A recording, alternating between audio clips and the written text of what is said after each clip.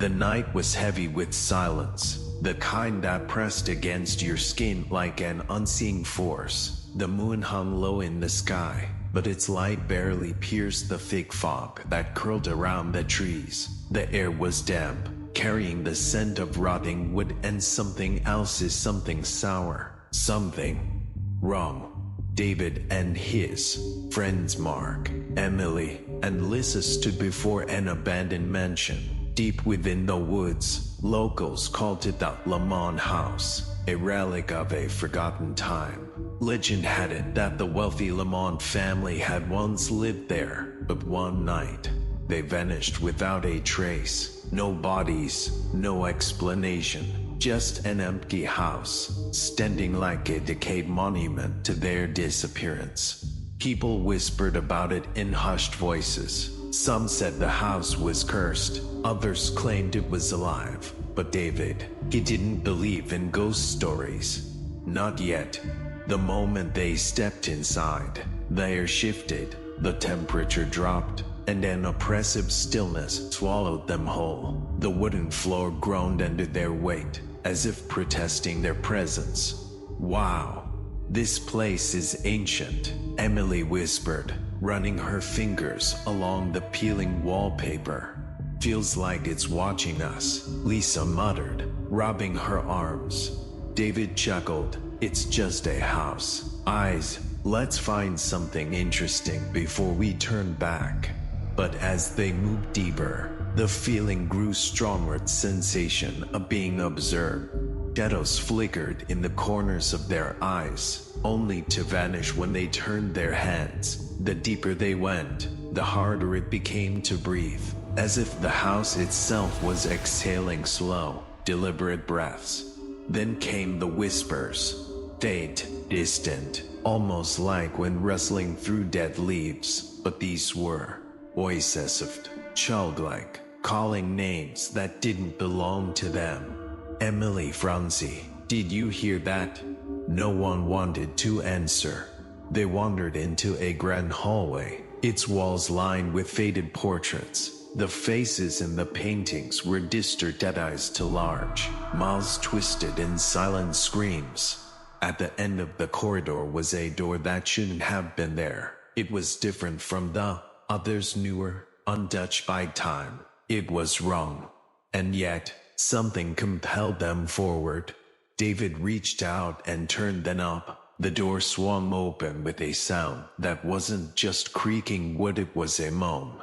Inside was a perfectly preserved nursery. Unlike the rest of the decayed house, this room was untouched by dust or time. A rocking chair swayed gently, though there was no wind. A mobile above the crib spun lazily, its small porcelain dolls clicking against each other. On the far wall, a mirror stood tall, its surface covered in dust except for clear handprints, child-sized handprints. Lisa backed away. "We shouldn't be here." David stepped closer to the mirror. His own reflection stared back, but something was off. His face was slightly delayed, his eyes darker than they should be. Then, his reflection smiled. David hadn't smiled. The light in the room flickered. The whispers grew louder, overlapping in a frantic murmur. Then, the crib creaked. Something moved inside it. Mark yanked David back. We need to go, now." They ran, their footsteps pounding against the wooden floor. But the house shifted. The hallway stretched longer. The doors disappeared. The air thickened like molasses, slowing their movements. A shadow slithered along the walls, chasing them, haunting them. Lisa screamed as unseen hands yanked her back. Mark grabbed her, but something pulled harder. Her nails scraped against the floor as she was dragged into the darkness. Then silence. She was gone. Emily sobbed. "No, no, no. We have to help her." David yanked her forward. "We can't. We have to get out first." The house laughed, a deep, guttural sound that came from the walls, the floors, the very air around them. They reached the front door. It wouldn't budge. The house refused to let them go. The whispers returned, forming one clear sentence. Stay with us. Mark grabbed an old chair and smashed the window. Fresh bricks stood where the outside world should have been. No exits. No escape. They were trapped. David turned, his breath ragged. This isn't real. It's just a nightmare. A cold hand rested on his shoulder. A child's voice whispered in his ear. Not a nightmare. A homecoming.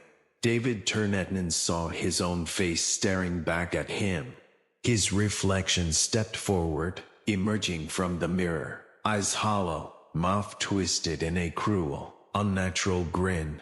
You were never meant to leave, it whispered. You belong to the house now.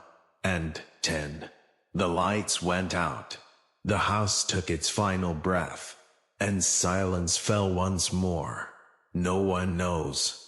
Years passed, and new explorers came, drawn to the legend of the Lamont house. Some claim they've seen shadows moving behind the windows. Others say they hear voices calling their names. But the strangest thing, every time someone takes a photo of the house, they always find four figures standing in the window, staring